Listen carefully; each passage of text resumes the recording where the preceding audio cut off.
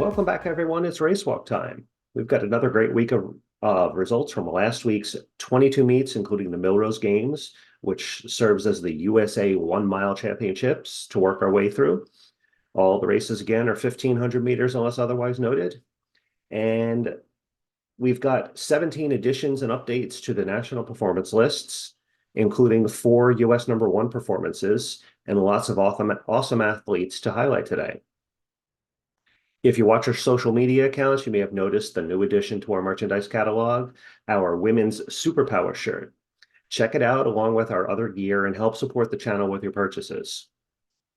Starting off on February 5th at the Section 8 Class A Championships, Samantha Benson-Tyler of Port Washington won in 7:04.80 for US #5, followed by Carly Brophy of Massapequa in 7:47.29, the US #28.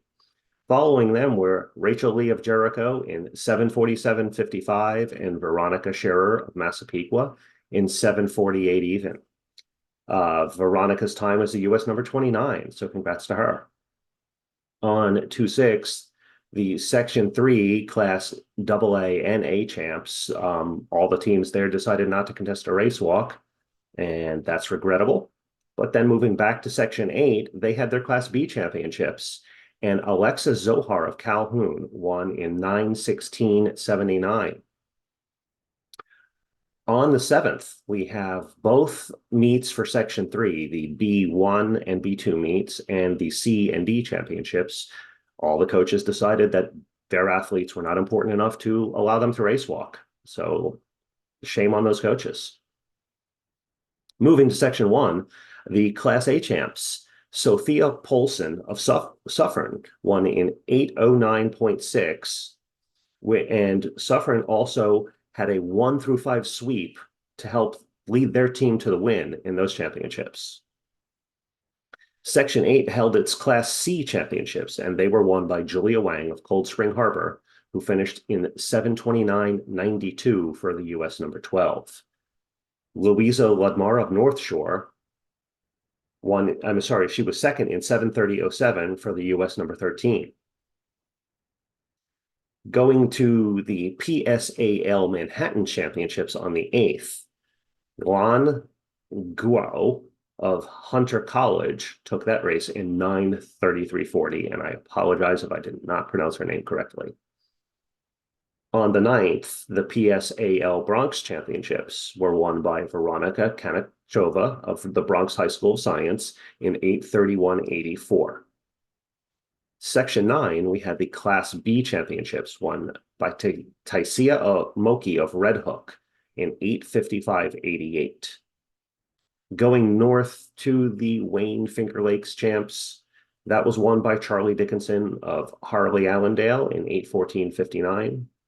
And then going down to Massachusetts, we have the Last Track to Philly mile race, which I believe was a combined heat of girls and boys. For the girls, Gwen Sacchetti of Maryville Prep won in 10:52.91. And for the boys, Matt Brow of the Potomac School won in 8:40.27. Congratulations to them. Heading into the weekend, the Section 7 sectionals had no race walkers, and you know how we feel about that. The Section 9 Class A championships were won by Veronica Wolnicki of Monroe Woodbury in 7:45.70 for the US #27. In Section 5, there's 2 different meets here. We have the RWTL champs, and in Division 1, Sophia Scouten of Corning won in 7:41.95. In Division 2, Gracelyn Shout of Haverling won in 8:13.70.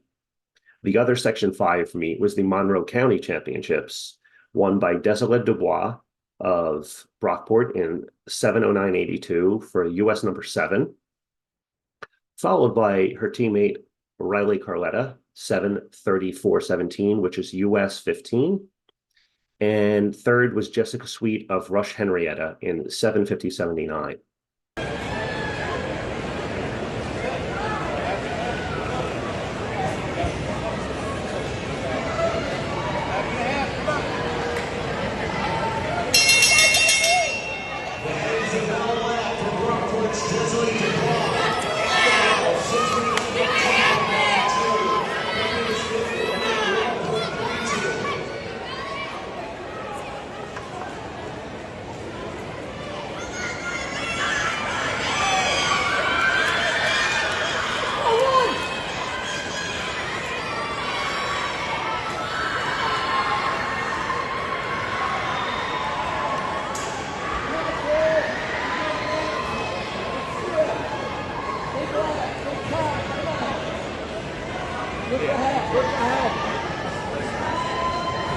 Going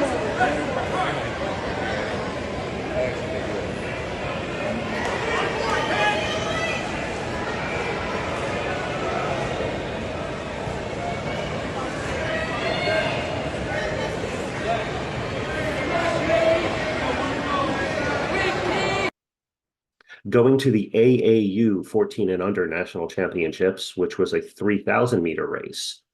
In the 13-year-old girls, we have Kaylee Lindsay of Elgin, Illinois in 17:02.65 for US number 3. And her teammate Luna Pozos, also of Elgin, Illinois, was US number 4 in 17:46.34.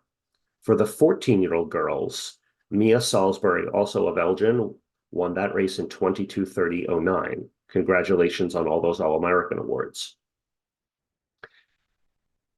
Heading south to the Central Florida Youth Kickoff Classic in the 17 to 18 women's division. I believe this is Jeannie Broughton of the DeLand Lightning Bolts, won her race in 12:32.96. And then back up to New York at the Section 6 team championships, they had a small school and a large school race. I'm sorry, and a medium school race. So 3 races there. The small school was won by Tiana Shelby from Iroquois in 8:02.64. The medium schools was Taylor Nugent of Sweet Home in 7:06.41 for US number 6. And the large schools saw Rachel Lawson of Lancaster take that race in 7:16.18 for US number 8, and Emma Palumbo of Lancaster was US number 25 with her 7:44.59. And the last result from that date is the Section 2 state qualifier, won by Finley Ebersole of Gloversville in 12:50.40. And we move on to the 11th to wrap up the week, starting off at the Ocean Breeze Youth Invitational.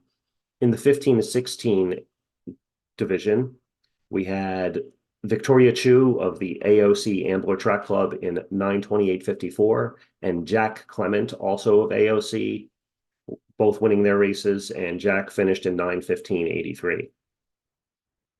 At the TFCUSA National Championship, in the 17-18 women's race, Claire Guave from Heritage Christian Academy in 12:41.33.